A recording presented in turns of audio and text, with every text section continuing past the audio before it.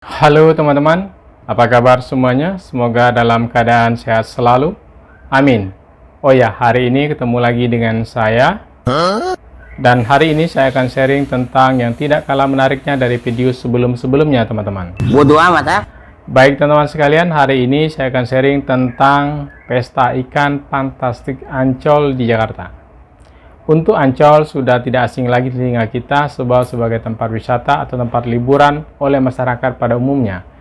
Akan tetapi untuk dapat melihat pesta ikan di SeaWorld sudah hal biasa. Namun Ancol sendiri dibangun pada tahun 1966 dengan luas tanah 552 hektar di daerah Jakarta Utara.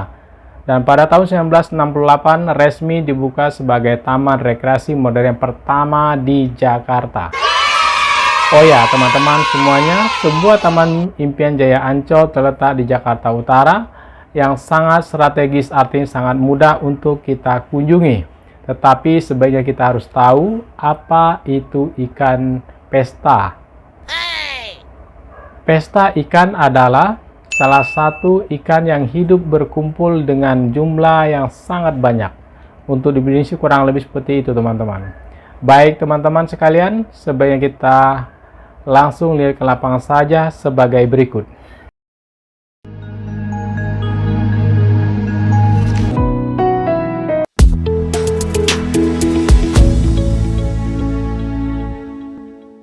Oke, selesai teman-teman ke terowongan, kita lanjut.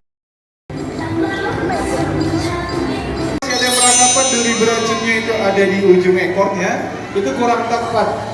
Ternyata duri beracunnya itu berada di pangkal, di bagian tengah-tengah, di atas ekornya, itu letak duri beracun pada ikan pari. Jadi kalau masih ada yang beranggapan di ujung ekornya, itu kurang tepat ya. Kalau penonton bisa melihat, maksimal ikan pari memiliki berapa duri beracun? Ada 2 durinya. Dan itu durinya sangat berbahaya sekali, karena ikan pari ini dia pernah merenggut 1 nyawa manusia. Ada yang tahu kisahnya? Tahu ya? Itu adalah pemburu buaya ya. Pada tahun 2006, namanya adalah si Probatiwin tertusuk duri beracunnya oleh ikan pari macan di bagian dada atau jantungnya. Oh, jadi cukup berbahaya sekali yang dilakukan oleh para penyelamat. Namun saat ini sudah kehadiran, coba lihat tuh. Wah, ada yang tahu ini? Ini biota apa? Tuh. Apa namanya? Penyu apa kura-kura? Tahu dari mana? Ternyata penyu dengan kura-kura ini berbeda ya. Berbedanya di mana? Yaitu adalah kakinya, ya, tempat tinggalnya berbeda. Kalau penyu di lautan, kalau kura-kura di mana? Darat. Lalu perbedaan terakhir yang kalian tahu apa? Dari kakinya, ekornya kenapa? Kalau kura-kura, ternyata yang membuat berbeda antara penyu dengan kura-kura yang terakhir adalah tempurungnya. Yang bisa memasukkan kepala ke dalam tempurungnya hanya kura-kura saja. Penyu tidak bisa karena sudah berisikan otot dan lemak. Jadi cukup berbeda ya antara penyu dengan kura-kura. Mana dia penyunya? Wah, sepertinya penyunya bernapas dulu ya. Penyunya harus bernapas dulu. Tahu penyu bernapas menggunakan apa? Betul sekali adiknya, paru-paru nih buat kamu. Ya. Tapi ini ya. Iya, makasih. Betul sekali, penyu bernapas menggunakan paru-paru ya. Tapi cukup berbeda ya antara penyu dengan kura-kura. Yang dinyatakan amfibi, ada yang tahu hewan amfibi? Hewan yang hidup di 2 alam, yaitu hanya kura-kura saja. Kenapa penyu tidak bisa dinyatakan hewan amfibi? Ya, yang di mana lebih dominannya penyu ini dia hidupnya di lautan. Ya, sekitar 85%-nya dia lebih banyak berenang. Nah, penyu angkat ke darat untuk ngapain? Ada yang tahu? Bertelur, betul sekali. Jadi sedikit sekali penyu ini untuk ke darat, karena itu yang dinyatakan hewan amfibi bukan penyu tapi kura-kura ya. Lanjut lagi, kita akan berkenalan sama yang mana? Tadi yang besar udah, hewan yang berkaki ya, hewan yang tadi penyu. Kita berkenalan tentang ini, Yang dari tadi nih. Nah, ada yang tahu ini biota apa? Ikan kerapu. Siapa di sini yang suka makan seafood? Wah, banyak sekali. Kalau kamu dikasih, mau nggak? Ikan kerapunya kamu dikasih, kamu dibagi-bagiin, kita makan bareng-bareng, mau tidak? Enggak, kenapa? Kan suka seafood, oh beracun. Betul sekali, ternyata para pengunjung. Yang dimana ini biota-biota laut, ya seperti ini. Ada yang tahu silver, yang warna silver? Ini dia nih yang besar. Ini tuh giant ravelli, GT, atau ikan kue gerong. Nah, para pengunjung atau yang suka mancing di laut paling senang nangkap giant ravelli karena dia berenang cepat, ya. Nah, ikan kerapu giant ravelli sama yang kuning mana? Nih, yang kuning. Ada yang tahu yang kuning ikan apa namanya? Nih, yang di atas ini. Itu adalah ikan kakap. Ah, iya, itu ikan kakap. Ada ikan kue, ada ikan kerapu. Itu kalau ukurannya sudah besar, dia sudah menghasilkan racun. Nama racunnya adalah Ciguatera. Karena kenapa?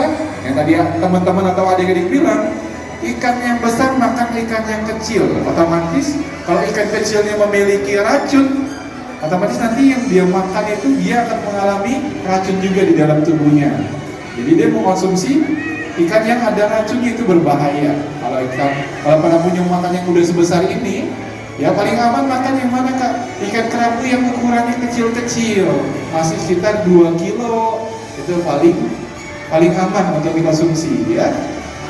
Jadi para pengunjung bisa makan sama seperti ikan kakap, ya, giant ravelli. Nah, kalau ikan lainnya gimana kak? Kalau ikan lainnya cukup aman. Ikan pari pun juga cukup aman, bisa dimakan. Ikan pari bisa dimakan tidak? Bisa, ya kan? Bahkan kalau nggak salah di Surabaya tuh, ya, ada tuh makan ikan pari. Lanjut lagi, kita berkenalan sama ikan lagi. Yuk, ini ada yang tahu? Oh, coba lihat tuh.